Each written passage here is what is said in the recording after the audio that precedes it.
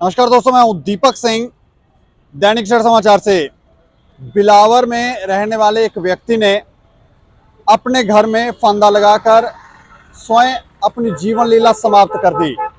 और सुनने में आया है कि इस व्यक्ति की आत्महत्या करने के पीछे का कारण यह है कि उसने बैंक से लोन लिया हुआ था। सत्य कहेंगे, सत्य लिखेंगे, सत्य चलेंगे।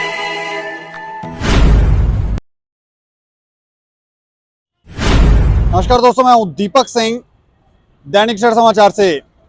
बिलावर में रहने वाले एक व्यक्ति ने अपने घर में फंदा लगाकर स्वयं अपनी जीवन लीला समाप्त कर दी। और सुनने में आया है कि इस व्यक्ति की आत्महत्या करने के पीछे का कारण यह है कि उसने बैंक से लोन लिया हुआ था। लोन भी काफी मोटा लोन जो था वो लिया हुआ था और वो लोन चुका नहीं पाया था, जिस कारण आज से 1 साल पहले बैंक ने उसका जो घर था, उसकी जो प्रॉपर्टी थी, उसको सील करने के बाद नीलाम कर दिया था। नीलामी जो थी वो की गई थी, जिसकी वजह से ये जो शख्स था ये काफी परेशान हो गया था। और कई बार आप देखते हैं कि लोग लोन तो ले लेते हैं लेकिन चुका नहीं पाते, और कई बार बैंक के अंदर भी कुछ कर्मचारी होते हैं जानबूझ के कुछ गड़बड़ियां करते हैं ताकि वो जो सामने वाला शख्स है वो लोन चुका ना पाए। कई बार ऐसा देखने को मिलता है, लेकिन ज़्यादातर मामलों में ऐसा देखने को मिलता नहीं है। बैंक तो ये चाहता है कि उसकी किस्तें जो है वो समय समय पर आती रहें, लेकिन कई बार लोग चुका नहीं पाते हैं।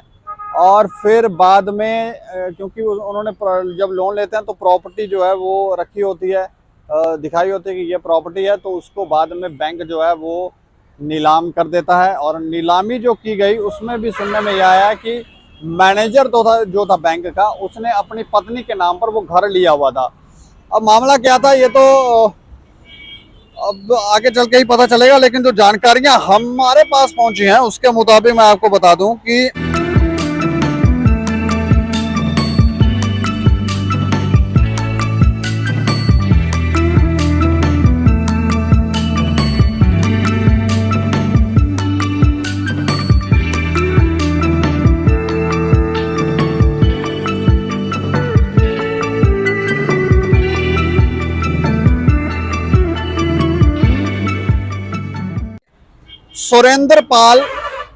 सुरेंद्र पाल इस शख्स का नाम था। ये निवासी है दड़वाड़ा फिंतर का रहने वाला। उसके परिजनों ने उसे आज जो मवेशी बांधने वाली जगह थी वहां पर उसे फंदे से लटका हुआ पाया, और उसके बाद उसे उतार कर अस्पताल ले जाया गया, लेकिन वहां पर जांच के दौरान डॉक्टरों ने उसे मृत घोषित कर दिया।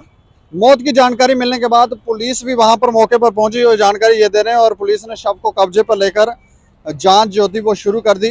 और जांच के दौरान ये बातें बाहर आई हैं कि बैंक से एक मोटी रकम जो थी वो लोन के तौर पर ली गई थी, वो उसे चुका नहीं पा रहा था, जिसके बाद बैंक की तरफ से उसके मकान को सील कर दिया गया था। सील करने के बाद बैंक ने अपनी प्रक्रिया के अनुसार मकान की नीलामी की थी, और तब उसे मकान को बैंक ने मकान की नीलामी की तो बैंक के ही मैनेजर ने अपनी पत्नी के नाम पर वो घर ले लिया, जिससे कि मामले में कुछ शक की सुई खटकती है, बीच में सुई आती है कि बैंक के मैनेजर ने जो है वो घर अपनी पत्नी के नाम पर कैसे किया। लेकिन ये बात भी सच है कि मृतक ने अपने मकान को दिखाकर ही लोन लिया हुआ था। बैंक का कानून होता है, अगर कोई लोन नहीं चुका सकता है, लोन नहीं दे पाता है, तो उसकी प्रॉपर्टी जो है वो सील करके नीलाम की जाती है। और इस केस में भी कुछ ऐसा ही देखने को मिला है, जिसके बाद मृतक के भाई ने अपनी जमीन भाई को मकान बनाने के लिए दी थी। मृतक का जो भाई था उसने अपनी जमीन भाई को दे दी, और उसने कहा कि आप घर बना लो। उस पर मृतक मकान बनाने का काम भी शुरू कर रहा था। पुलिस का कहना है कि जांच की जा रही है, उसके बाद ही बाकी बातों को पता चलेगा। पत्नी की तरफ से बताया गया कि जब सुबह कमरे में नहीं मिले तो वो मवेशी बांधने वाली जगह पर गई। आगे वहां पर वो फंदे से झूलते हुए मिले, और उसने बताया कि बैंक से उन्हें सील होने से पहले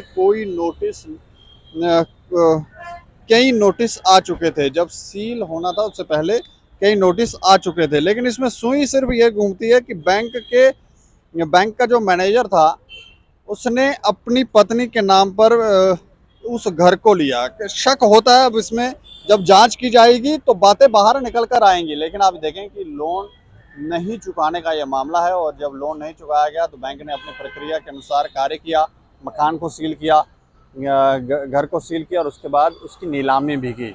उस नीलामी में ही ये सब हुआ है। अब देखने वाली बात होगी कि आगे चलकर क्या निकल के आता है। लेकिन इस खबर के ऊपर आप भी अपनी प्रतिक्रिया रखें और देखते रहें दैनिक चढ़ समाचार। मुझे और मेरे सहयोगी राजीव गुप्ता को दें इजाजत। नमस्कार।